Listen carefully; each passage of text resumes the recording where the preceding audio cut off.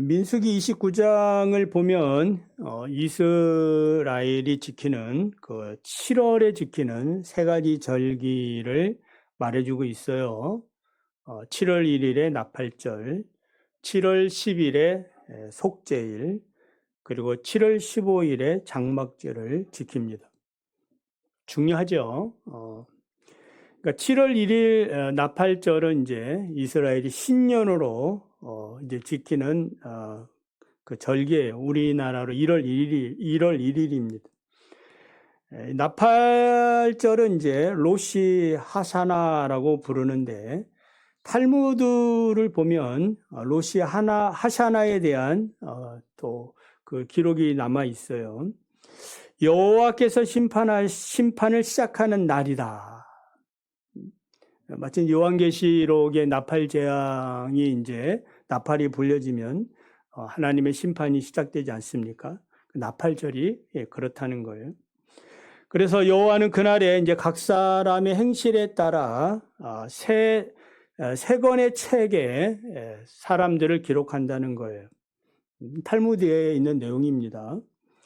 세 권의 책이란 의로운 자, 그리고 악한 자, 중간에 속한 자, 그러니까 악한 자의 이름, 또한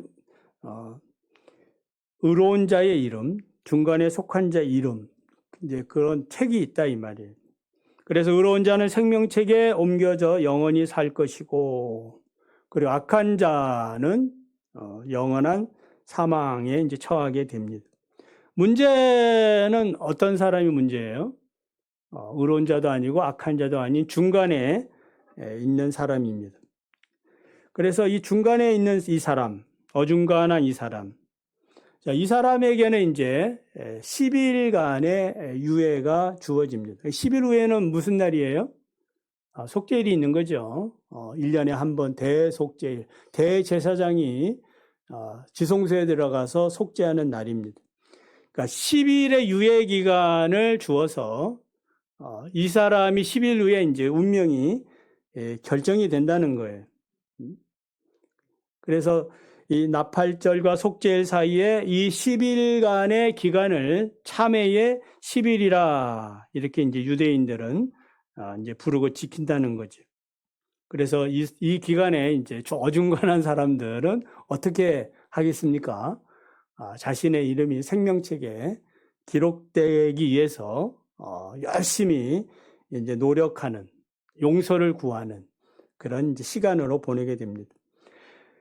그래서 탈무드에 보면 이 기간에 이제 지켜야 할 계명과 전통이 거기 이제 기록이 나오는데 4가지라고 해요. 첫째는 이제 새해에 나 자신을 어떻게 발전시킬 수 있을까를 묵상합니다. 신년이 되면 그렇게 하는 거죠. 그래 일정 시간을 정해놓고 자신이 성장할 수 있는 시간표를 이제 정해 놓습니다. 두 번째는 나팔절에 자신의 잘못을 회개하며 죄를 자백합니다. 그래서 자신이 그 잘못을 저지른 사람들을 생각해가지고 가족이나 친척들, 친구들 찾아가가지고 구체적으로 용서를 구해야 합니다. 마음의 빚뿐만 아니라 빌린 돈이나 물건도 이 기간에는 다 갚거나 돌려주어야 합니다. 세 번째는 잘못된 사람, 잘못한 사람이 자기에게 찾아와 용서를 빌면 무조건 용서해 줘야 합니다. 탈무드에 보면 용서할 때 삼나무처럼 뻣뻣하게 굴지 말고 갈대처럼 부드러워져라. 이런 가르침에 따라서 용서를 베풀어야 됩니다. 그리고 이제 마지막으로 이 속죄일에는 구제금을 따로 떼어 놓아야 합니다. 속죄일이 되기 전에 다 이렇게 이제 구제를 많이 하라 이 말이에요. 구제를 하는 이유는 하나님 앞에 잘 보이려고 그렇게 하라는 겁니다. 자, 이렇게 자신의 일을 계획하고 모든 사람과 화해를 하고 구제를 한 다음에 속죄일이 되면 비로소 여호와 앞에 나가서 주여 내 죄를 용서해 주십시오 라고 구할 수 있다라는 겁니다. 그 정신이 중요합니다. 그래서 여호와께 지은 죄를 회개하고 용서를 구하면 우리 하나님이 그를 보고 불쌍히 여겨 그의 죄를 용서하게 됩니다. 그래서 속죄일 규례를 보면 자신의 죄를 괴로워하며 회개함으로 돌이키며 여호와께 용서하는 날이라. 레위기 23장 28절에 31절을 보면 이날에는 어떤 일도 하지 말 것은 너희를 위하여 너희 하나님 여호와 앞에 속죄일이 됨이니라. 이날에 누구든지 어떤 일이라도 하는 자는 내가 그의 백성 중에서 멸절시키리라. 너희는 아무 일도 하지 말라. 여러분, 속죄일이 얼마나 중요하면 이날을 강조하면서 이날에는 아무 일도 하지 말라. 어디에 관심을 가지라는 거예요? 자신의 죄에 대해서 괴로워하고 이 더럽혀진 자신을 온전히 하나님 앞에 내놓고, 그렇지 아니하면은 하나님의 백성 중에서 끊어지리라, 멸절되리라. 중요하죠. 오늘 우리가 주일 지키는 이 날이 또 이 날입니다. 믿으시면 아멘. 그러니까 이 날이에요. 이 날은 여러분에게 삶에 있어서 어떤 날이에요? 중요한 날입니다. 중요한 날이. 그래서 한 주간을 우리가 뒤돌아보면서 하나님 앞에 나와 온전한 그런 용서와 복을 받는 그러한 축복된 시간이 되시기를 원합니다. 구약의 나팔절과 속죄일의 의미에 대해서 말씀드린 것은 예수를 믿는 사람들에게 있어서 우리는 어떻게 다른 사람들의 죄를 용서해야 하고 나는 어떻게 하나님 앞에 용서를 받아야 되는지 오늘 이제 본문의 말씀을 통해서 한번 전하려고 합니다. 15절을 보면 예수님이 형제가 죄를 범했을 때 형제 죄를 처리하는 과정에 대해서 세 단계로 말씀하고 있지요. 첫 번째 단계는 무엇입니까? 죄를 범한 그 형제를 은밀하게 찾아가서 1대1로 권고하라. 그 사람의 죄를 판단하거나 정죄하는 데 있는 것이 아니라 그 사람을 돌이키는 데 있는 거예요. 그래서 그 사람이 만약 그 권면을 받아들이면 형제를 얻게 됩니다. 만약 권고의 말을 듣지 않으면 어떻게 해야 합니까? 두 번째로 한두 사람을 데리고 가서 권면하라는 거죠. 한두 사람은 이제 증인의 수입니다. 그러니까 증인을 데리고 가서 하나님의 말씀을 전하고 그 말씀에 따라서 용서를 확증하라는 거죠. 권고의 말을 들으면은 형제를 얻게 됩니다. 자, 만약에 이제 이 두 번째도 안 들으면 어떻게 해야 됩니까? 이제는 최종적으로 교회의 권위로 권면하라는 겁니다. 교회란 예수 그리스도가 머리로 계시는 신앙 공동체지요. 예수의 이름으로 권면하라. 만약 교회의 말도 듣지 아니하면 어떻게 하라 그래요? 이방인과 세리처럼 여기라. 자, 이렇게 이제 죄를 범한 형제를 권면하고 용서하는 단계에 대해서 예수님이 세 단계로 말씀하신 것은 세 번만 하라는 것이겠어요? 그렇지 않지요. 이 말씀의 의미를 잘 아셔야 됩니다.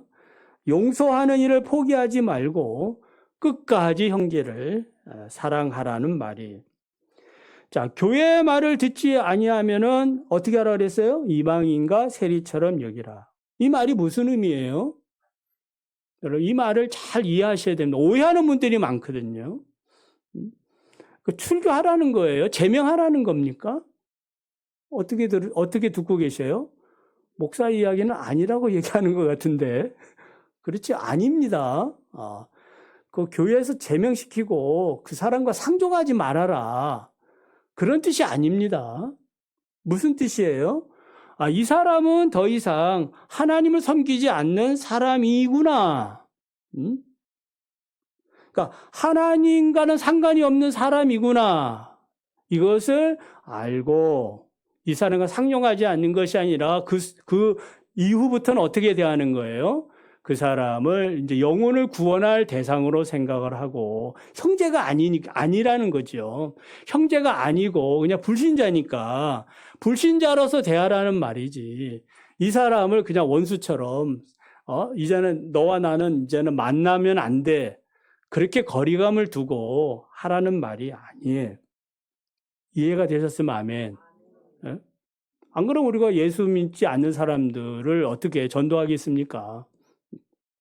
그러니까 우리 형제인 줄 알았는데, 이 사람은 아니구나. 우리 충신교회, 우리 신앙 공동체에도 이런 분이 없기를 바랍니다. 다 신앙의 공동체원이 돼야지, 이분은 아니구나. 목사가 이렇게 볼 때도 처음에는 말씀으로 권면하지만은, 이건 아닌데 하면 더 이상 얘기하지 않는다 이 말이에요. 다른 쪽으로 기도해주고, 이제 그런 얘기가 이제 본문에 쭉 기록이 되어 있어요. 자, 예수님께서는 우리의 죄를 용서하시기에 오셨습니다. 십자가의 핏값으로 교회를 세우셨습니다. 교회란 제사함의 공동체입니다. 그러니까 제사함을 받은 사람들, 제사함을 받은 것을 확신하는 사람들이 모여 있는 사람들이에요. 그런데 이 사람은 더 이상 제사함을 거부해. 죄를 회개하십시오. 죄를 주님이 용서해 주십니다. 이렇게 해도 거절한다 이 말이에요. 거절하니까 자기 스스로 뭐 한 거예요? 그 신앙의 공동체, 제사함의 공동체에서 멀어진 그런 상태를 얘기해 주고 있어요. 자, 이 말씀을 하신 예수님께서는 18절, 19절에서 놀라운 말씀을 해 주시는데, 진실로 너희에게 이르노니 무엇이든지 너희가 땅에서 매면 하늘에서도 매일 것이요 무엇이든지 땅에서 풀면 하늘에서도 풀리리라. 진실로 다시 너희에게 이르노니 너희 중에 두 사람이 땅에서 합심하여 무엇이든지 구하면 하늘에 계신 내 아버지께서 그들을 위하여 이루게 하시리라. 뒤에 이제 20절의 말씀은 많이 들어본 말씀이고 우리가 자주자주 사용하는 말씀이에요. 그런데 이 말씀을 제대로 이해를 하고 적용하지는 못하는 분들이 많다 이 말이에요. 자, 먼저 여기서 땅에서 매면 하늘에서 매일 것이고 땅에서 풀면 하늘에서 풀린다. 놀라운 말이죠. 매고 푸는 그 역사, 권세가 주어진 거예요. 이 말씀이 마태복음 16장 19절에도 나와요. 예수님이 이제 베드로의 신앙 고백을 받지요. 주는 그리스도시요 살아계신 하나님의 아들이십니다. 라고 하니까 예수님이 기뻐하시면서 뭐라고 말씀합니까? 내가 너에게 이제 천국 열쇠를 주리라. 네가 땅에서 무엇이든지 매면 하늘에서도 매일 것이요. 내가 땅에서 무엇이든지 풀면 하늘에서도 풀리리라. 그러니까 천국 열쇠의 어떤 권세예요. 그러니까 이 열쇠를 가지고 있으면 매면 매이는 거고 풀면 풀려진다는 겁니다. 여러분 열쇠란 뭐예요? 그러니까 주인이 청지기에게 주는 거 아니겠습니까? 믿을 만한 청지기에게 주인이 가지고 있는 모든 정권을 주는 거예요. 마치 바로가 요셉에게 자기의 반지를 딱 주는 것처럼 너는 나를 대신해서 이제 청지기 노릇해라. 총리지요. 그러니까 권세를 얻은 겁니다. 이 천국 열쇠는 음부의 권세가 이기지 못하는 그런 강력한 그런 권세를 말합니다. 분명한 것은 예수 믿는 성도들은 이 천국 열쇠를 가지고 있다라는 점이죠. 매고 푸는 그런 열쇠를 가지고 있습니다. 그래서 이 열쇠를 어떻게 사용하느냐는 누구에게 달린 거예요? 열쇠를 받은 사람의 몫이죠. 오늘 이 열쇠를 여러분이 가진 줄 믿습니까? 그럼 열쇠를 내가 가졌다면 열쇠를 가지고 그냥 그 액세서리로 걸고 다니는 게 아니라 이 열쇠를 필요할 때마다 뭐 하는 거예요? 사용하는 겁니다. 그게 이제 권세지요. 권세는 가지고 있는데 아무런 그런 그 역사를 하지 못하면 소용없거든요. 그래서 분명한 것은 이 열쇠를 이제 본문에서는 죄를 용서하는 일과 관련해서 말해주고 있어요. 1대1의 관계에서. 그리고 또 두세 증인을 데리고 가서 또 이것이 안 된다면은 막강한 교회의 권세로 이 열쇠를 사용할 것을 말씀하고 있습니다. 그래 정리하면은 이 메고 푸는 권세에 있는 말씀은 형제의 죄를 용서하는 일과 관련되어 있다.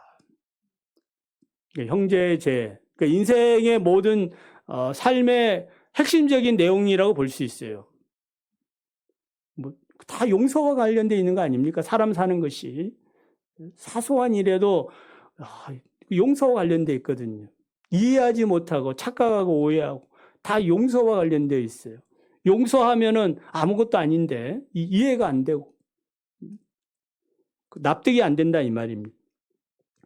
메고 푸는 권세는 당시 랍비들의 용어 사용법이라고 그래요. 예수님이 이것을 이제 말씀하는데 맨다라는 말은 금지하여 불법이다. 이걸 선포하는 거고 푼다라는 말은 허락하여 합법임을 선포한다.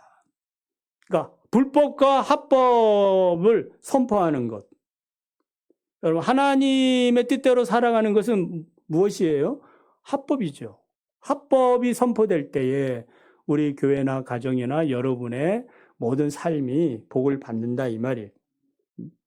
더구나 혼자보다는 두세 명 이상이 함께 있을 때에 큰 권세가 나타납니다. 18절을 보면은 메고 푸는 권세가 나오는데 그 주체가 너희입니다. 우리입니다. 교회입니다. 그러니까 너희가는 교회를 구성하는 성도들을 말하지요. 무엇으로 메고 풀게 되는가? 무엇으로? 기도지요. 기도입니다. 기도를 가르쳐주고 있어요. 기도의 권세입니다.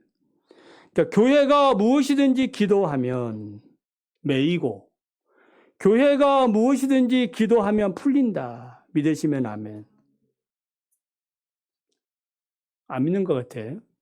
기도하긴 하는데 그냥 하는 건지 아니면 정말 이 권세를 믿고 하는 건지 다르지요. 그러니까 믿음으로 하셔야 됩니다. 19절 20절에 너희 중에 두세 사람이 땅에서 합심하여 무엇인지 구하면 하늘에 계신 내 아버지께서 그들을 위하여 이루시리라. 두세 사람이 내 이름으로 모인 곳에는 나도 그들 중에 있느니라. 그러니까 두 사람 그 이상 교회의 합심 기도에 대한 말씀이 나오지요. 그 가운데에 예수님이 함께 계신다. 혼자 기도하시오. 혼자 아닙니다. 혼자는 개인입니다. 교회의 구성 요소는 뭐예요? 복수입니다. 둘 이상이어야 합니다. 그러니까 둘 이상이 모여서 기도하는 것이 중요해요. 오늘 이렇게 우리가 교회 가운데 교회, 그 예배 전에 우리 두 분 권사님이 기도하는 모습을 아까 그 녹음기 들여놓으면서 봤는데 혼자는 외롭습니다. 최소한 둘은 맞추시기 바랍니다. 이 영적 비밀이 있는 거예요. 예수님의 약속이거든. 두세 사람이 있는 곳에 주님 함께 계십니다. 그럴 때에 권세가 주어지고 그 권세를 통하여 천국 열쇠, 하늘의 그 보화가 열리는 거예요. 그래서 하늘에서 뜻이 이루은 것처럼 땅에서도 이루어지는, 우리가 교회는 지상에 있지만은 땅에 있지만은 땅에서 무엇인지 매면 매어지는 거고 풀면 풀려지는, 반대로 하늘의 뜻이 땅에 이루어지는 그런 역사가 이루어지는 겁니다. 그러니까 조심할 것은 교회가 아무거나 매고 풀면 안 되지요. 사탄의 역사는 묶고 매고 사람은 풀고, 이게 제일 중요한 거예요. 단순하게 하나님 누굴 축복해 주세요, 축복해 주세요. 먹고 마시는 것은요, 믿는 자에게 더해 주신다 그랬거든. 너희는 먼저 그의 나라와 의를 구하라. 이게 먼저 구할 것이 있는 거예요. 믿는 자에. 먹고 마시는 것만 맨날 구하면 안 됩니다. 초보 기도밖에 안 되는 거예요. 두세 사람이 모여서 기도할 그런 기도 제목도 아닌 거예요. 기도 제목은 뭐예요? 영혼에 대한 문제거든요. 사탄에 대한 문제, 영적인 문제예요. 그러니까 영적인 문제를 해결하려면 뭐 해야 돼요? 반드시 두세 사람이 이상이 모여가지고 기도해야 된다, 이 말이에요.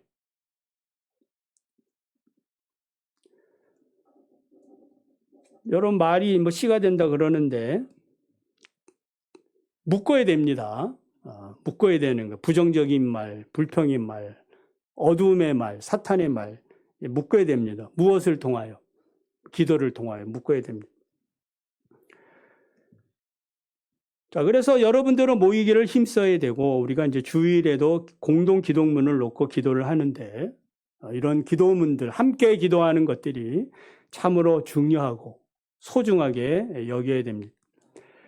자, 21절 이하에 보면은 용서에 대한 예수님의 말씀을 이해한 베드로가 우리 읽지는 않았지요. 다 같은 본문에 속한 내용들입니다. 베드로가 자신 있게 말해 형제가 내게 죄를 범하면 몇 번이나 용서하여 주면 되겠습니까? 7번이면 되겠습니까? 그러니까 7번이면은 내가 잘하는 거 아닙니까? 예수님의 말씀을 내가 이해를 했고 또 예수님의 제자로서 마땅한 그런 도리가 아니겠습니까? 그러니까 유대인들은 어떤 수치로 말하는 걸 좋아하거든요. 당시 랍비들은 3번만 용서하라 이런 가르침이 있는 거에 비하면 베드로는 7번은 대단한 그런 수치가 됩니다. 근데 예수님께서는 뭐라 그러셔요? 7번 뿐만 아니라 70번을 7번씩 용서하라. 즉 용서는 어떻게 하라는 거예요? 무한대로 하라. 그래야 이제 그 3번의 아까 지금 3단계의 그런 가르침이 서로 맥락이 맞는 거죠. 모순이 안 생긴다 이 말. 3번만 용서하고 아니면 출교하라 이게 아니라 계속 용서는 해야 되는데 이제 용서하는 내용이 달라지는 거죠. 하나님의 그런 형제인 줄 알았는데 이제 아니구나라고 생각하고 그 다음부터 또 우리가 두세 사람이 모여서 기도해야 하는 거예요. 자, 비유의 내용은 어떤 내용이에요?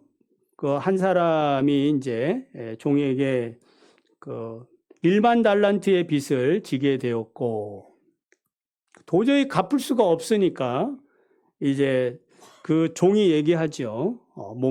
자기의 몸과 아내와 자식들 모두 팔아 갚겠습니다. 주인이 이렇게 요구하니까 갚겠다고 얘기하는데 뭐 소용이 없는 거죠. 그걸 다 팔아 갚는다고 해도 주인에게 빚진 거 갚을 수 없습니다. 종은 임금에게 엎드려 말합니다. 네, 불쌍히 여겨 주십시오. 다 갚겠습니다. 그러니까 임금이 이제 하나님이죠. 불쌍히 여겨 모든 그 빚을 탕감해 주게 됩니다. 그래서 이 종은 이제 자유를 누리게 됐습니다. 근데 문제가 한 가지 생기죠. 이 사람에게 문제가 한 가지 생겨요. 그게 뭐예요? 그 기쁘게 돌아가다가 자기에게 100데나리온 그 빚진 사람, 100데나리온은 뭐 비교할 수 없죠. 그 빚진 자에 대해서 어떻게 했습니까? 여러분 같으면 어떻게 해요? 이 내용 잘 아시잖아요. 여러분 같으면 어떻게 하겠습니까? 지금 엄청난 그러한 빚을 탕감받고 돌아오는 그런 기쁨의 순간인데 100데나리온 조금 그거 100일치 임금 그 빌린 것 그거 그 사람을 만났으면 뭐 하라는 뜻이에요? 임금의 뜻이 뭐예요? 그 사람을 만났다는 말은 뭐예요? 너가 받은 사랑을 조금이라도 실천하라 그런 의미로 만난 거 아니겠습니까? 잘 됐습니다. 내가 지금 엄청난 빚을 내가 탕감받고 돌아왔는데 잘 만났습니다. 나도 뭔가 내가 받은 사랑을 조금이라도 갚으려고 이렇게 생각 중이었는데 마침 잘 만났습니다. 내가 당신의 빚 다 안 갚겠습니다. 이렇게 하는 게 정상인데 어떻게 하고 있는 거예요? 잘 만났다. 너도 갚으라.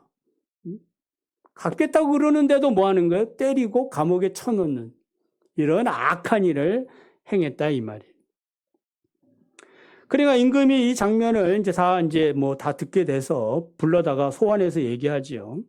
악한 종아, 내가 너에게 너가 나한테 빌기에 내 빚을 다 전부 탕감해 주었는데 내가 너를 불쌍히 여긴 것 같이 너도 내 동료를 불쌍히 여김이 마땅하지 아니하느냐. 여봐라 이놈, 감옥에 쳐넣어서 빚 다 갚을 때까지 그곳에 살게 하라. 평생 영원히 지옥의 고통 가운데 살게 된다라는 의미입니다. 우리가 이 땅에 사는 동안 나와 관계된 수많은 사람들 사이에 맺고 풀어야 되는 문제들이 많습니다. 부모 자식 간에도 있죠. 많이 있습니다. 부부 간에도 있고. 내가 다른 형제에게도 죄를 범할 수도 있고 또 그 사람이 나에게 또 씻을 수 없는, 용서할 수 없는, 우리 말이죠. 용서할 수 없는 그런 죄를 범할 수도 있습니다. 죄를 용서하는 방법은 동일합니다. 내가 다른 형제에게 죄를 범하면 그 사람이 나를 용서해 줘야 하고 마찬가지로 그 형제가 나에게 죄를 범하면 나도 용서해 주어야 합니다. 그러니까 용서의 어떤 상호성이 필요해요. 예수님의 용서의 말씀을 생각하면서 교회의 권면을 거부하는 이 자들, 이방인과 세리처럼 여기라는 이 말씀 의미를 알겠지요. 이들을 끝까지 버리지 말고 이제 그들이 하나님과 멀어진 자라면 그들을 이제 잊어버리지 말고 하나님의 사랑으로, 진정한 하나님의 사랑으로 다시 돌아올 수 있도록 그 영혼을 구원받기를 위해서 뭐 하는 거예요? 교회가 두세 사람이 모여서 기도하는 거예요. 그 메고 푸는 역사가 일어나는 것입니다. 예수님께서 주기도에서 우리가 우리에게 죄 지은 자를 사하여 준 것 같이 우리 죄를 사하여 주옵소서라고 기도하는데 용서의 순서에 대해서 가르쳐주고 있지요. 이 부분도 약간 이제 우리가 헷갈려하는 부분이죠. 우리는 이미 용서를 받은 자지요. 십자가의 보혈로 죄사함을 받은 사람입니다. 성령을 통하여 예수 그리스도를 영접한 사람들이에요. 그렇다면 우리는 나에게 죄 지은 사람들이 어떤 태도를 가져야 하느냐? 당연히 내가 용서받은 사람으로서 그들의 죄를 용서해 주어야 되는 것이 마땅한 일이다 이 말이에요. 왜냐하면 주님이 내 죄를 용서해 주셨거든요. 이런 확신에 있다면은 당연히 나도 뭐 하는 거예요? 용서를 해주고 용서받은 자로서 나에게 죄를 지은 자를 용서해 준 것처럼 나를 용서해달라 이 말은 내가 주님의 말씀대로 온전하게 살았습니다. 나를 불쌍히 여겨주십시오. 이러한 고백적인 말씀으로 우리가 보셔야 됩니다. 여러분이 정말 용서를 받았다면 여러분도 누군가를 용서하시기를 바랍니다. 용서할 수 있는 것은 바로 메고 푸는 그런 권세다. 천국 열쇠다. 이걸 스스로 부정하면 안 됩니다. 내가 매면 매이는 거고 풀면 풀리는 거예요. 할렐루야. 1만 달란트 비유에서 보았듯이 임금님이 되시는 하나님이 일방적인 용서를 받은 그 사람의 마음에 감사와 사랑이 없다면은 그 사람은 그 누구도 자신이 받은 감사와 사랑, 그 용서를 실천할 수가 없어요. 보여줄 수가 없다 이 말입니다. 그래 하나님께서도 내가 너를 불쌍히 여긴 같이 너도 내 동료를 불쌍히 여김이 마땅하지 아니하냐라고 말씀하고 있는 겁니다. 에베소 4장 32절에 서로 인자하게 하며 불쌍히 여기며 서로 용서하기를 하나님이 그리스도 안에서 너희를 용서하신 같이 하라. 이게 무슨 하라 그러니까 무거운 짐처럼 여길 때가 많잖아요. 내가 어떻게 용서할 수 있느냐. 그 용서 전에 용서받은 그러한 그 하나님의 은혜의 경험이 있기를 원합니다. 그러니까 먼저 그것을 기도하셔야 되는 거예요. 내가 누군가를 이해하고 용서하려면은 그 내 마음속에 그거를 다 충만하게 여길 수 있는 마음이 와야 되는 거예요. 그 오지 않으면은 말뿐이죠. 그냥 이론뿐입니다. 현실은 그걸 실천할 수 있는 힘이 없어요. 그러니까 뭐 하자는 거예요? 기도하는 겁니다. 그래서 기도하는 거예요. 혼자 하지 마시고 어떻든지 교회가 되도록, 복수가 되도록 기도해. 교회 모이지 않지만은 우리 뭐 단톡방에서라도 지금 우리 같이 기도합시다. 이러면 교회가 되는 겁니다. 아멘. 그렇게 해서 기도하는 거, 기도를 부탁하고 기도해 주세요. 몇 시에 무엇을 합니다. 이 시간에 기도해 주십시오.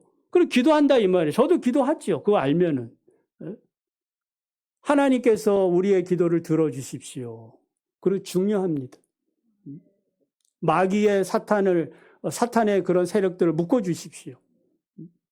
영적인 세력을 이겨야 우리도 용서가 되어지고 사랑을 베풀 수 있어요. 마귀는 어떻게 하든지 이간질 하려고 하는 게 마귀의 술책이에요. 여러분은 그동안 어떻게 사셨습니까? 누구를 몇 번이나 용서하며 사셨습니까? 아직까지도 마음속에 원수라고 생각하는 분들이 있을 수 있죠. 그걸 풀어야 됩니다.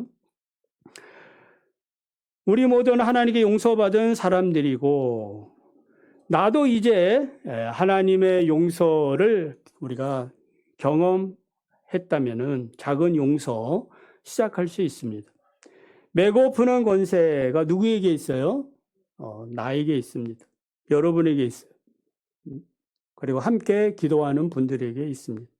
내 감정에 사로잡히지 마시고 말씀의 권세를 믿고 하나님 앞에 기도하시기를 바랍니다.